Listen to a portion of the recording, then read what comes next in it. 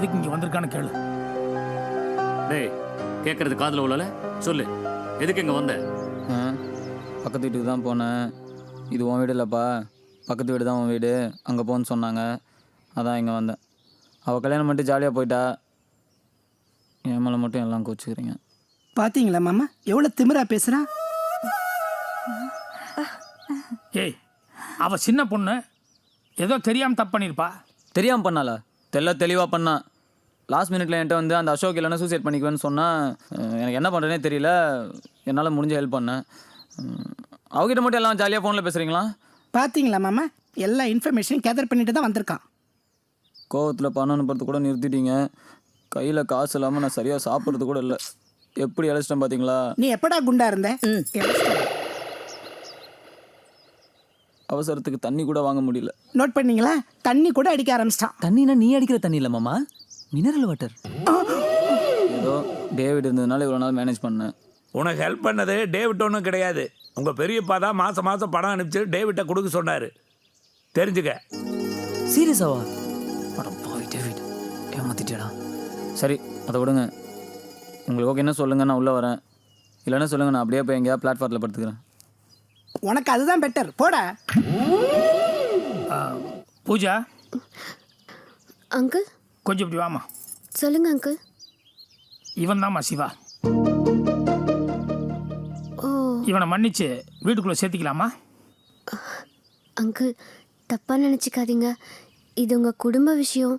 இதில் நான் தலையிடுறது அவ்வளோ நல்லா இருக்காது. அப்படி இல்லைம்மா, நீ சுவாமிஜி ஆசிரமத்தில் அவர் கட்டுப்பாட்டில் வளர்ந்த பொண்ணு. அதனால் நீ சொன்னீன்னா அவரே சொன்ன மாதிரி. அதனால தான் சொல்கிறேன். சொல்லு. உண்மையாக சொல்லணும்னா மன்னிக்க கூடாது. ஏன்னா இவர் பண்ணது பெரிய தப்பு. ஆனால் பகவத்கீதையில் தவறு செய்பவர்களை மறப்போம் மன்னிப்போம்னு சொல்லியிருக்காங்க. இவர் முகத்தை பார்த்தா வெளியே போய் பிழைக்க மாட்டார்னு தோணுது. நிஜம்தான். அதனால போனா போட்டுன்னு மன்னிச்சு விட்டுடலாம் அங்கிள். நோ, இவ்வளோ சின்ன பொண்ணாக இருந்தாலும் எவ்வளோ அழகாக பேசுது பாரு. நீ சொன்னதுனால அவனை போனா போதுன்னு மன்னிச்சு விட்டுறேன். அவனை உள்ள போக சொல்லிடுங்க. தேங்க்யூ பெரியப்பா. மாமா தேங்க்யூ மாமா. பாருங்க அப்பா தேங்க்யூப்பா. டேய், அப்பா இங்கே இருக்கேன். சாரி, தேங்க்யூப்பா. ஆசிரமத்துல இருந்து சுவாமிஜி அனுப்பியிருக்காரு.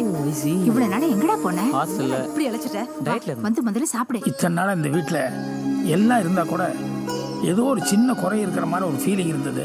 இப்போ இவன் வந்ததுக்கப்புறம் அது நிறைவாயிடுச்சு.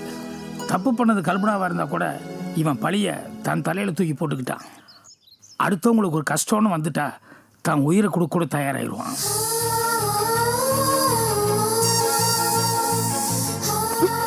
குட், ரொம்ப நேச்சுரலாக ஆக்ட் பண்ணுறேன்.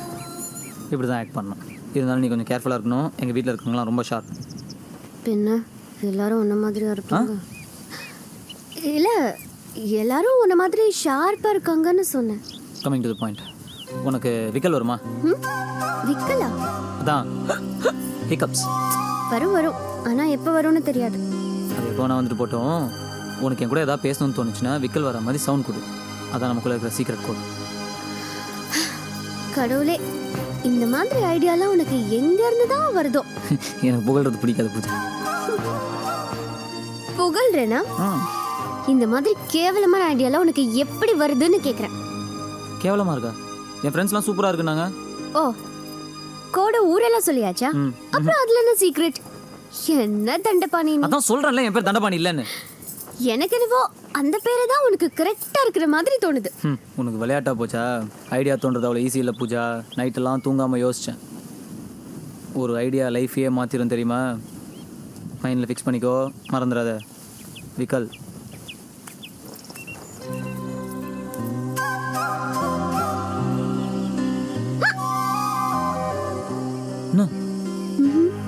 டெஸ்டிங். சரி.